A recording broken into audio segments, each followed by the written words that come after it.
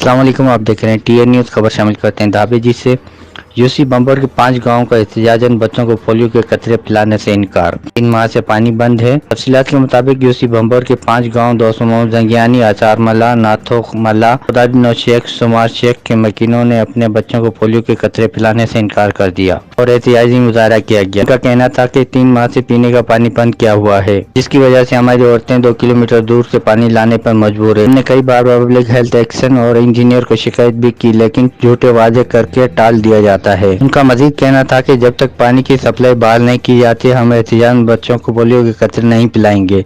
इनका मजीद कहना था कि पब्लिक हेल्थ झूठे बिल बनाकर रिपेयरिंग के मद में लाखों की करप्शन करती है। इलाका मकीन ने डीसी ठट्टा और सीएम सिंध से मुतालबा करते हुए कहा कि पानी फौरन तौर पर दिया जाए, बस सूरत दीगर एहतियात का दायरा वसी किया जाएगा।